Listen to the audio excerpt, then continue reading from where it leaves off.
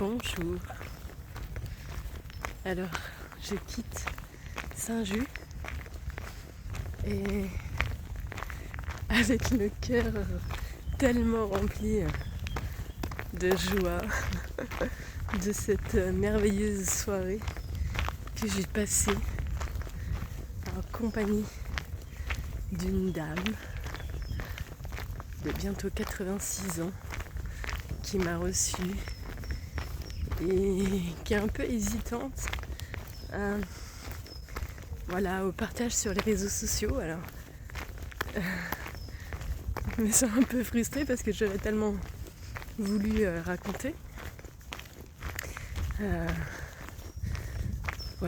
peut-être raconter juste un peu quand même, en gardant la discrétion le plus possible.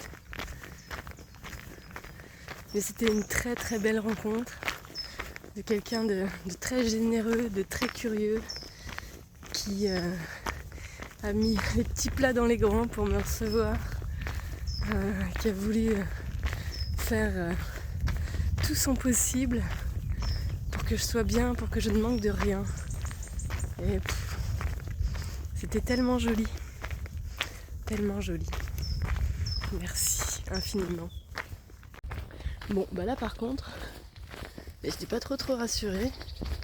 Je viens de croiser une nana qui faisait la promenade de son chien le matin à la fraîche, je pense. Mais moi, j'y connais pas grand-chose en chien. Je sais pas quelle race c'était.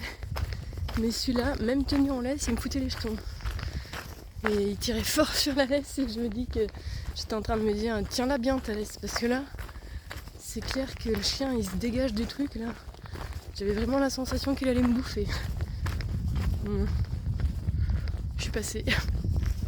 Mais ouais, c'est un peu les jetons, ça un peu quand même. Bon, pour en revenir à Saint-Just, en fait, je suis d'abord arrivée à l'église qui était fermée. Et en fait, juste à côté de l'église, il y avait donc la maison paroissiale. Donc je suis passée à la maison paroissiale pour savoir si éventuellement il y avait une solution d'hébergement pour moi pour une nuit. Et la personne qui était là, donc de manière bénévole à l'accueil, en entendant mon histoire, c'est démené pour me trouver une solution. Et c'est finalement donc cette femme de 86 ans qui était là et qui a donc proposé de m'héberger pour cette nuit. Voilà. J'ai été très touchée par toutes les personnes que j'ai rencontrées à Saint-Just et qui semblaient très intéressées par ma démarche, qui m'ont posé de nombreuses questions. Et je dis un très très grand merci à toutes les personnes que j'ai croisées à Saint-Just et qui m'ont toutes touchée. Merci beaucoup. Et ça, c'est toujours la Loire.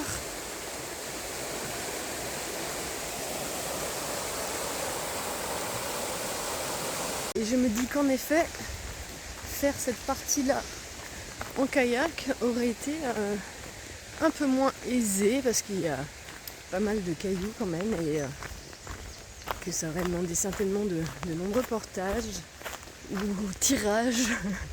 Voilà, de se débrouiller comme on peut pour cheminer sur cette Loire. Donc ça me va bien de commencer finalement à Digoin. Et là, en effet, il semble pas y avoir beaucoup de fond. C'est joli le matin, quand l'eau est encore très calme.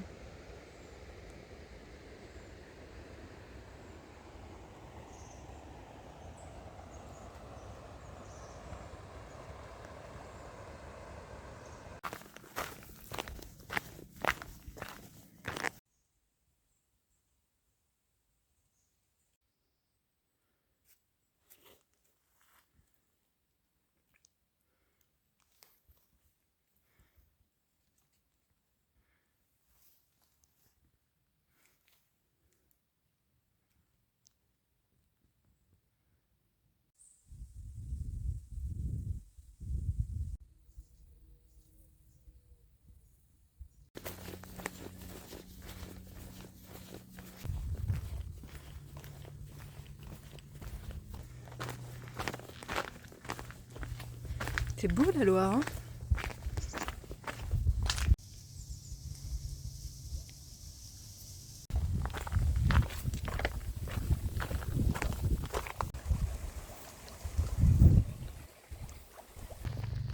Je me régale. C'est vraiment magnifique. Bon, je me suis arrêtée déjeuner sur une petite plage, toute petite, mais c'est beau. Et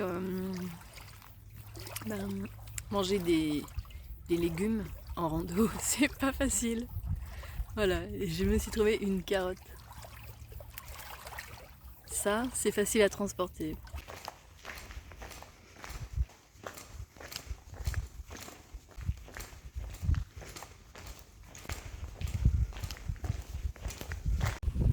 Bon, alors je suis à Le Pertuiset. Je suis fatiguée. Bon, il fait chaud, mais jusque-là ça va parce que je marchais à l'ombre, donc c'est pas tant la chaleur. C'est vraiment la fatigue parce que ça fait plusieurs nuits que mes nuits sont très courtes. Et là je suis fatiguée. Donc j'ai repéré un camping qui est dans 9 km je pense. J'aimerais bien y arriver pas trop tard. Et juste dormir en fait. Juste dormir. Dormir et récupérer un peu. Voilà. Donc je vais voir. Si la chaleur est vraiment trop difficile, ben, je trouverai un petit coin pour me poser à l'ombre et me reposer un peu. Sinon je crois que je suis un peu pressée d'arriver et juste de me poser et de rien faire en fait.